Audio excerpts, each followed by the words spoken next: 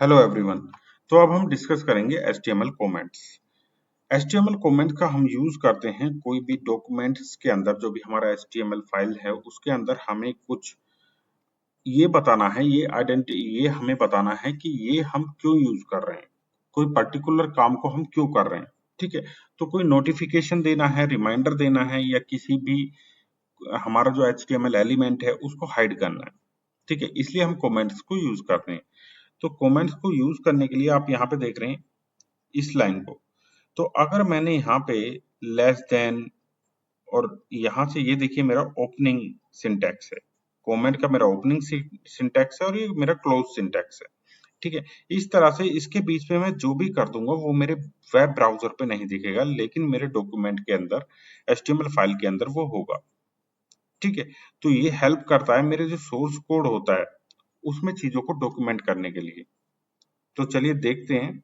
मैंने इसको कॉपी किया और मैं यहाँ पे जाता हूँ अपनी HTML फाइल में। ये HTML फाइल है, देखिए अभी मैंने इसमें बॉडी में टॉप में ले लिया, और मैं यहाँ भी ले लेता हूँ, आपको पता चले कि बॉटम में।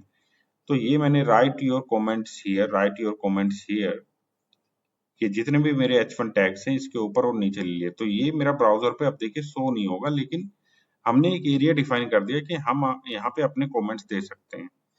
ठीक है, तो चलिए मैं रिफ्रेश करता हूँ यहाँ पे जाके, और मैंने रिफ्रेश किया तो देखिए मैंने कमेंट दिया था लेकिन वेब ब्राउजर पे वो शो नहीं हो रहा है। अब यहाँ पे हमें शो हो रहा है, तो हम अपनी चीजों को डॉक्यूमेंट कर पा रहे हैं। ठीक है, अगर हमें किसी चीज के बारे में लिखना है कि ये हम क्यों यूज कर रहे हैं, या ये हम कब तक, कुछ भी हमें लिखना है इसके अंदर जो हमारा ब्राउजर पे यूज ना हो, लेकिन हम अपने कोड को समझ सकें, अपने HTML को समझ सकें कि हम क्या कर रहे हैं। तो ऐसा कुछ हमें यहाँ पे डिफाइन करना है, तो हम इस तरह से कर सकते हैं।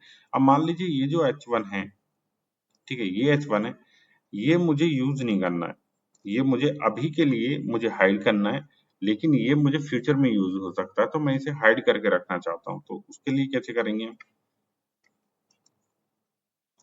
ये इस तरह से किया मैंने, और यहाँ से इस तरह से, देखिए पर्टिकुलर मेरा ये हाइड हो जाएगा।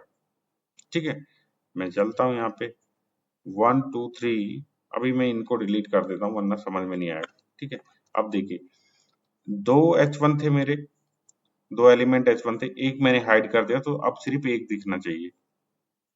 अब मैं यहाँ पे जाता हूँ, रिफ्रेश किया तो देखिए सिर्फ एक दिख रहा है। ठीक है, तो यही इसके यूजेस हैं। एक पहला यूजेस आपने देखा, नोटिफिकेशन और रिमाइंडर के लिए हम किस तरह से डॉक्यूमेंट करनी है चीजें, तो इस तरह से लिख सकते हैं। कोई भी अपना एलिमेंट, HTML एलिमेंट हमें हाइड करना है, इस तरह से हाइड कर सकते हैं। तीसरा हमारा क्या है, जैसे कि हमारा एक एलिमेंट है उसके बीच में भी अगर हम कुछ हाइड करना है तो हाइड कर सकते हैं। इसको देखते हैं।